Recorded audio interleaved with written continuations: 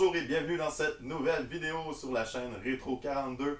Et aujourd'hui, on continue enfin le top 100 des meilleurs jeux NES selon Internet.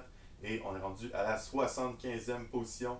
Comme promis, ça va être les jeux de Zapper. Il y a 18 jeux de Zapper dans la collection complète, dans la librairie complète de la Nintendo.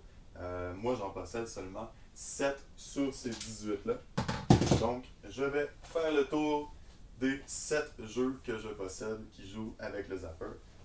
Vite fait comme ça, on va parler de Duck Hunt, on va parler de Hogan's Alley, on va parler de 2D Earth, de ce jeu de Zapper que je possède en boîte. Ensuite, on va enchaîner avec Opération Wolf, Gotcha the Sport, The Adventure of Bayou Billy et finalement Baby Boomer, un jeu de Color Dreams. Donc, on passe ça avec Duck Hunt tout de suite. We're back.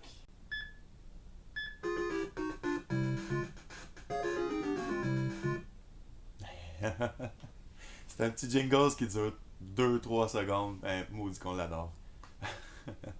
Donc, je commence avec les jeux Zapper de Nintendo et aussi bien commencer par le plus évident, Duck Hunt, celui que tout le monde connaît, celui que tout le monde a déjà joué au moins une fois. Quand on parle de la vieille Nintendo, souvent le monde va nommer Mario Bros, Super Mario Bros, et puis Duck Hunt en premier comme étant les jeux qu'ils ont le plus de souvenirs avec cette console-là. Et avec raison, parce que la plupart du monde ont eu le bundle qui venait avec ce jeu-là intégré. Le bundle avec Super Mario Bros et Duck Hunt ensemble. C'était à l'époque en 1985, à la sortie de la Nintendo, c'était à l'époque du crash du jeu vidéo. Il y avait trop de jeux de merde qui sortaient et qui n'étaient pas assez surveillés. Donc on se ramassait à souvent dépenser des sous pour un tas de merde. Donc ce qui a fait vraiment crasher l'industrie du jeu vidéo. C'est à ce moment-là que la Nintendo est arrivée et a voulu se présenter comme étant plus des vendeurs de jouets que de jeux vidéo. Le Nintendo Entertainment System, eh bien c'est ça, c'était un système d'entertainment, de divertissement. Donc c'est pour ça qu'ils ont sorti un bundle avec un fusil et aussi un bundle avec un robot, Rob le robot, pour présenter plus la Nintendo comme étant un système de divertissement, un jouet plutôt qu'un jeu vidéo. Oh, wow, wow, wow. Donc, c'est ça, c'est sorti en 1985. Et puis, en fait, la première version de Duck Hunt, c'est sorti en 1977. Et à l'époque, c'était un projecteur qui projetait des images de canards sur le mur. Et avec l'aide d'un zapper, il fallait viser les projections de canards sur le mur. Donc, il n'y a pas beaucoup de gens qui savent que ce Duck Hunt-là, en fait, c'est quasiment un sequel. L'autre petit morceau que je vous ai parlé de ce projecteur-là, c'est une pièce, un très beau morceau à collectionner si vous tombez là-dessus. Donc, je pense que ça va être tout pour Duck Hunt. Là. Je pourrais continuer comme ça longtemps. Moi, j'ai bien du plaisir, mais on a beaucoup de jeux à vous montrer, donc on va passer au prochain.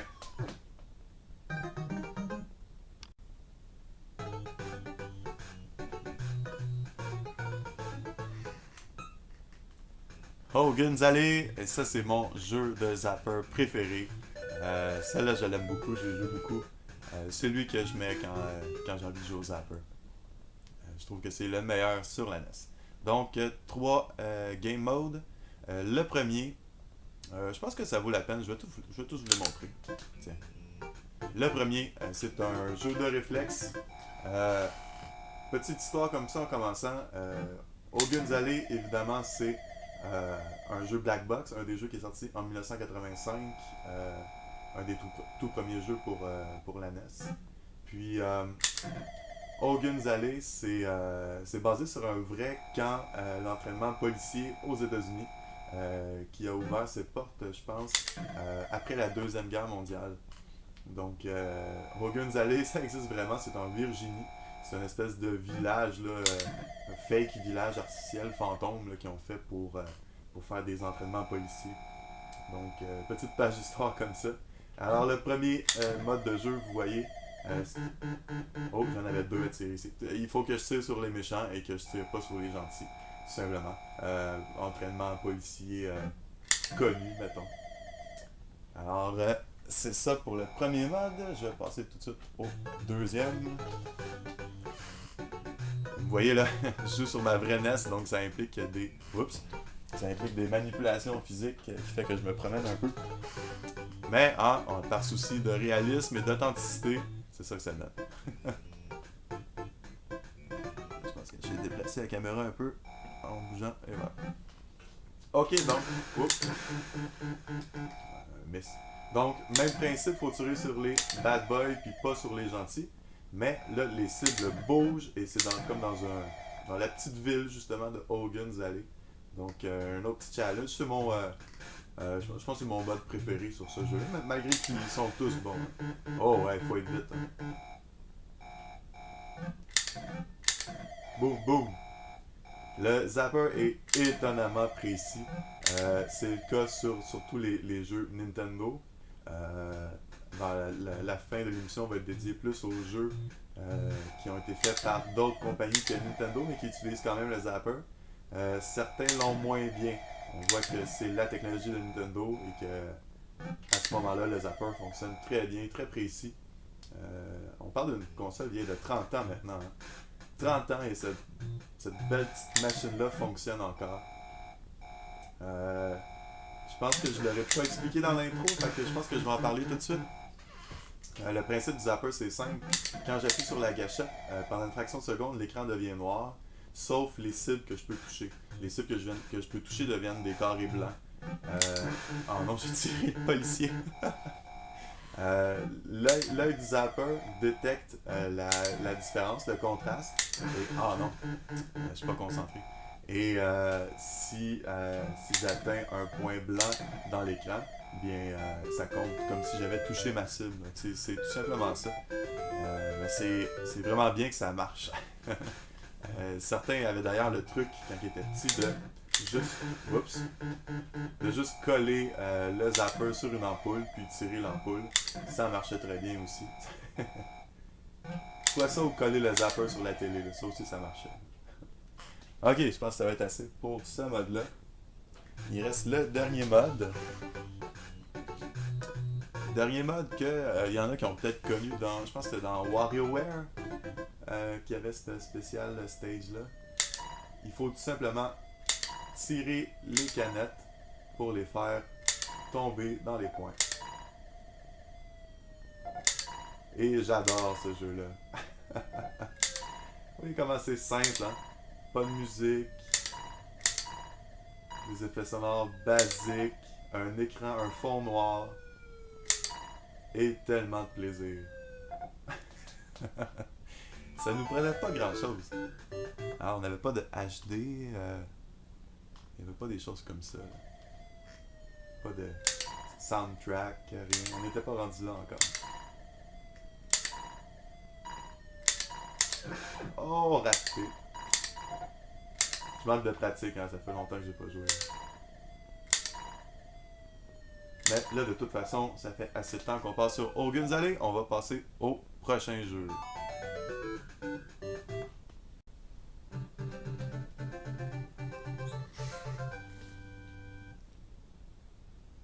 To the Earth. C'est le dernier jeu fait par Nintendo qui utilise le zapper que je possède. Comme je disais dans l'intro, il y a 18 jeux au total dans la collection qui utilisent le zapper. Et là-dessus, j'en ai seulement 7. Donc, on fait avec les moyens du bord. Je vous montre les 7 que j'ai quand même. Je suis généreux. Ce jeu-là, par contre, est considéré comme un des jeux de zapper les plus durs de la Nintendo. Vous allez comprendre pourquoi. C'est dommage parce que c'est un des seuls aussi qui se passe dans l'espace. Un shooter dans l'espace, j'aurais aimé ça d'en avoir un bon. Et je pense que vous comprenez déjà ce qui se passe ici là. Les vaisseaux arrivent beaucoup trop vite pour être visés par un humain. Je pense que vous allez voir que je suis pas si poche que ça à Duck Hunt. Puis là, je pense que j'en ai même pas touché un encore.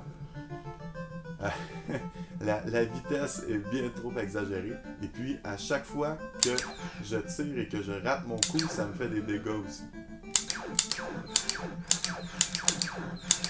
Donc, je peux pas trop spammer puis tirer comme un malade partout parce que ça me tue aussi. Heureusement, on a une barre de vie relativement généreuse. Mais, oui, quand l'ennemi arrive de face, c'est très dur à viser. Aïe aïe. Je vous jure que j'essaie le mieux que je peux.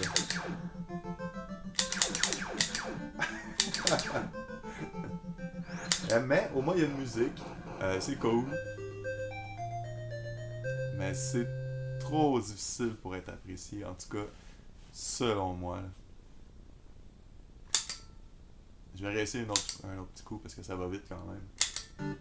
Je pense qu'il y a 5 ou 6 niveaux qui sont des planètes, là, Uranus, Saturne, Mars, Vénus, quelque chose comme ça.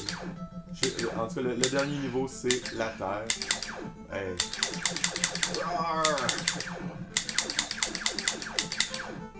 Dans le fond, l'histoire de ça, c'est que les extraterrestres nous ont attaqués avec une arme biochimique, ce qui fait que nous, on est parti chercher le remède quelque part dans l'espace, peut-être sur la planète de ces extraterrestres-là. Et puis, on est en train de ramener le remède sur la Terre. On doit pénétrer les défenses extraterrestres qui veulent pas qu'on retourne, évidemment. Donc, c'est pour ça que ça s'appelle To the Earth. Oui, je vais me débrouiller un peu mieux. Je commence à rentrer, là, mais c'est toujours plus facile les plus lents comme ça. Oui, on les distingue à peine des étoiles quand ils sont loin. Là. Sûrement qu'en plus, avec la caméra, vous voyez que dalle. Là. Aïe aïe aïe, il pousse 4 missiles. Wow. J'en touche pas un. Et voilà. Bon, donc c'était To the Earth, le dernier jeu fait par Nintendo que je vais vous montrer aujourd'hui. On passe aux autres compagnies qui ont décidé d'exploiter le Zapper.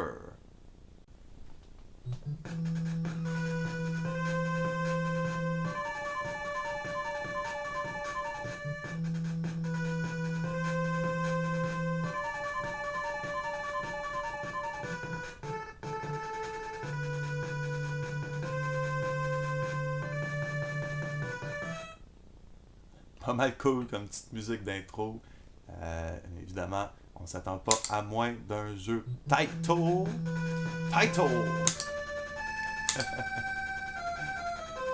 Donc, un jeu Taito de shooter, de zapper. Ça va probablement être bon. On va aller voir ça. En fait, je sais qu'il est bon. Je l'aime bien. Ce jeu-là, il s'en passe des affaires à l'écran, mon ami. À la base, c'est un jeu qui est sorti en 87.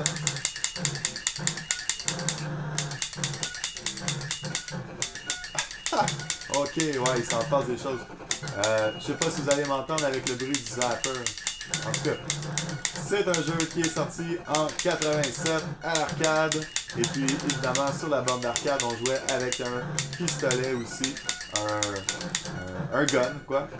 Et puis, il a été porté en 89 sur la Nintendo. Et je pense que je suis mort. Ouais. Il me semble que ce jeu-là, on peut jouer à 2, mais je suis pas certain. Je suis pas certain qu'on peut jouer à 2 dans celui-là. Il me semble que j'ai pas vu l'option de 2. Donc, c'est ça, le but, l'histoire c'est simple, on est un gars qui s'en va libérer des prisonniers de guerre, tout simplement. C'est ça ce que j'aurais vraiment aimé que ce jeu-là ait une fonction mitraillette où on peut tout simplement tenir la gâchette au lieu de spammer le piton comme ça parce que ça devient rapidement épuisant. D'ailleurs, je viens de changer de doigt.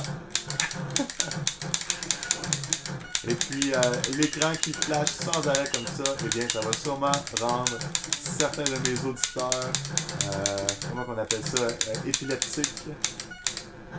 Et je crois que j'ai plus de balles. Je pense que c'est ça qui est arrivé, hein. J'ai un certain nombre de balles. Ouais. Je pense que je peux pas trop tirer n'importe où non plus. Donc c'était ça vite fait. Opération Wolf. Operation Wolf, un jeu de title. Pas mal cool comme jeu, mais honnêtement, je peux pas. On peut pas jouer longtemps à ça, là. À cliquer comme ça, là, clac, clac, clac, clac. Là. Non.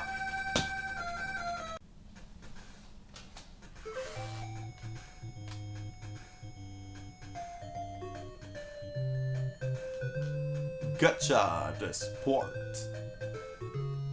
On dirait une musique plus d'agent secret, de James Bond.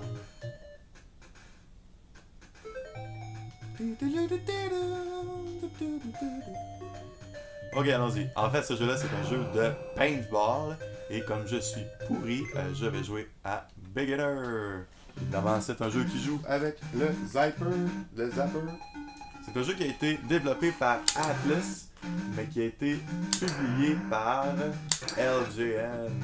On sait que LGN n'ont pas sorti beaucoup de bons jeux, mais lui, c'en est un que j'apprécie quand même. C'est relax, relativement. Ça se complique évidemment. Plus on avance dans le jeu, plus ça prend des bons réflexes. Il faut être vite sur le piton. Mais c'est un petit jeu que j'aime, ça ressemble pas mal à Duck Hunt. On joue au paintball, tout simplement. Gotcha est sorti en 1987 et serait l'adaptation d'un film qui est sorti en 1985 mais que je ne connais pas. Je vais faire mes recherches là-dessus. Je ne connaissais pas de film appelé Gotcha qui est sorti en 1985 qui portait sur le paintball. Moi, ça me dit rien par contre. C'est relativement facile au début comme ça. Je sais qu'il y a 3 niveaux différents et ça devient de plus en plus dur. La musique est pas fatigante, mais pas excellente non plus, je dirais. Puis ça m'énerve qu'il y ait l'arbre au milieu. On voit un carré comme s'il manquait du feuillage là, sur un pixel. Là. Ça m'énerve un peu.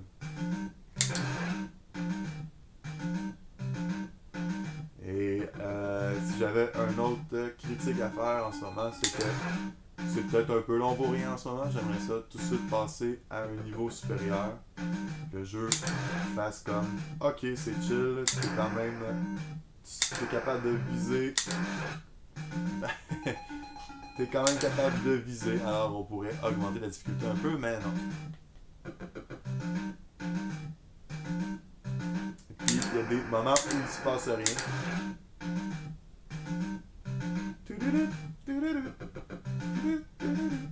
Ok, je pense que ça va être ça pour Gotcha the Sport. Si vous avez de la patience, eh bien ça pourrait être un bon jeu de shooter pour vous.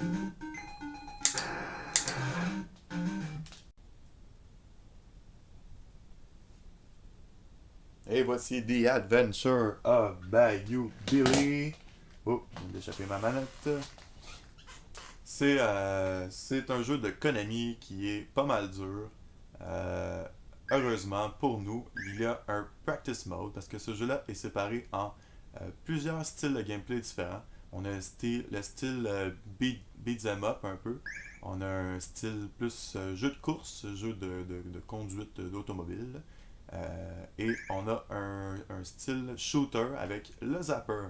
Donc quand même un jeu avec beaucoup de variété. C'est dommage que la difficulté soit si élevée au premier niveau du jeu. C'est un niveau beat 'em up avec des ennemis carrément impossibles. Et d'ailleurs, c'est seulement la version nord-américaine. En fait, la version nord-américaine et la version européenne. Je sais pas comment dire ça. Partout sauf au Japon, c'est plus clair. Au Japon, ils ont eu la version la plus facile pour une fois. Partout ailleurs, les ennemis ont 3 fois la vie qu'il faut, puis frappent beaucoup plus fort. Donc, ça fait que chaque ennemi qu'on rencontre, c'est vraiment un gros défi. Puis, il donne pas beaucoup de vie. Donc, bref, ici on va essayer le shoot 'em up. la section Shoot 'em Up de Bayou Billy. Puis c'est donc à la première personne comme ça. Il faut tirer les méchants avant que eux ils nous tirent.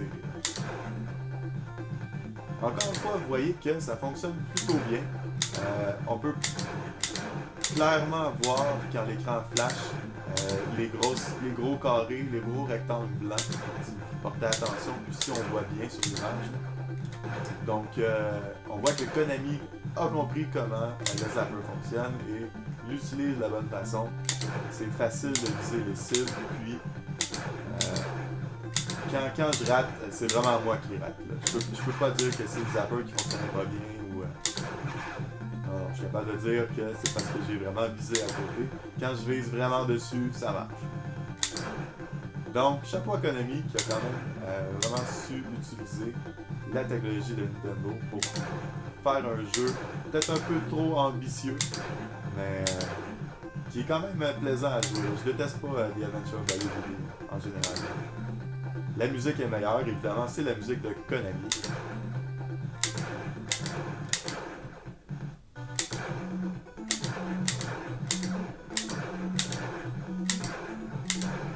Oh, j'ai pogné de la vie. Oui, déjà là, il y a de l'action, il n'y a pas de temps mort, il y a toujours des monde qui arrive. Ça se contrôle bien. J'ai eu des power-ups. J'ai pas besoin de trop faire attention à mes bullets. Là. Je vois qu'il m'en reste 34 encore. Je crois que si je ne rate pas, mes bullets ne descendent pas, tout simplement.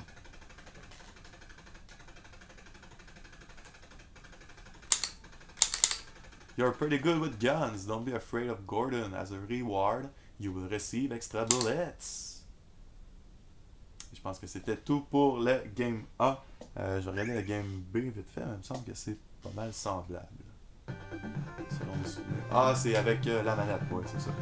C'est la même chose, mais on contrôle avec la manette si on n'a pas de zapper. Alors c'était ça, The Adventure of Bayou Billy, la section avec le zapper. Et bien évidemment, j'ai gardé le pire pour la fin.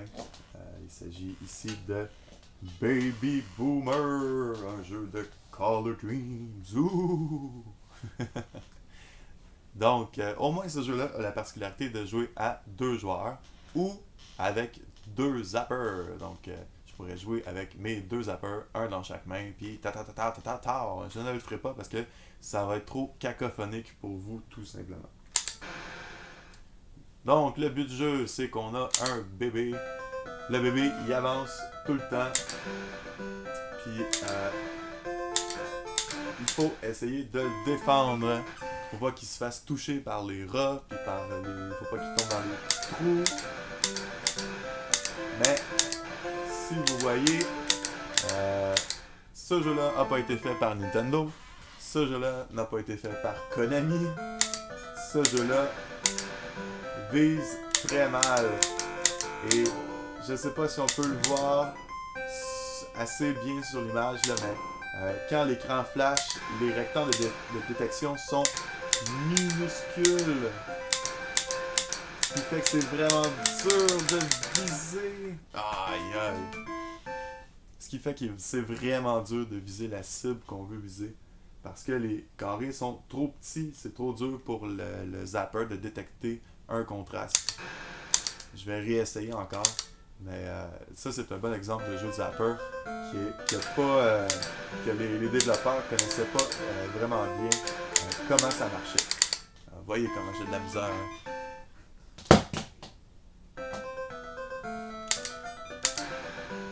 J'étais un peu mieux placé, ça devrait mieux se passer. Non. Vous voyez, je suis pas capable de viser le maudit rat. Je suis capable de viser ça, je suis capable de viser ça. Là, je vise le rat. Le rat. Ah! On dirait que sa boîte est un peu en arrière de lui. Alors, c'est ça. C'est Baby Boomer, un jeu de Color Dreams. Un autre jeu mauvais de Color Dreams. Mais tout de même, une belle pièce à collectionner. Il est quand même pas si commun. Donc, pour un collectionneur, ça en vaut la peine de mettre la main dessus. Si c'était pour augmenter votre collection de jeux de zapper, eh bien, passez ce jeu-là, s'il vous plaît. Et voilà, ça conclut cette vidéo du top 100 des meilleurs jeux NES. Je suis désolé si je ne sors plus ces vidéos aussi régulièrement qu'avant. C'est des vidéos pardon, c'est des vidéos qui demandent quand même beaucoup de travail. Puis je suis plus occupé ces temps-ci. Je sors plus souvent des trucs comme les guides d'achat qui sont beaucoup plus rapides à faire. Je plante mon trépied devant ma collection, puis j'en parle, c'est pas mal plus simple. Pas de montage à faire ou très peu. Je m'excuse. Je vais essayer d'en produire plus souvent.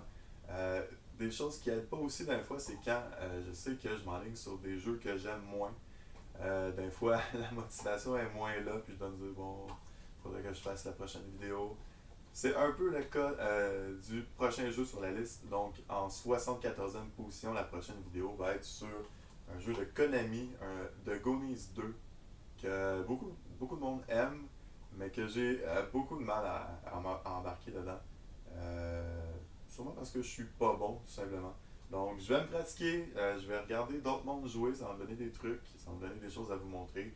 Je vais essayer de donner au bon à The Goonies 2 avant de faire ma vidéo. Donc, je vais travailler là-dessus un peu. Puis, je vais essayer de vous faire une belle vidéo de qualité dans la prochaine. Donc, merci beaucoup d'avoir regardé cette vidéo. Et si vous appréciez, laissez un j'aime, ça me laisse savoir que vous aimez ça. Vous savez, la série Fallout, je l'ai abandonnée parce que j'avais pas de feedback, puis que c'était énormément de travail à faire. Donc, si vous aimez mes vidéos, faites-moi le savoir, puis je vais continuer de vous en faire, tout simplement.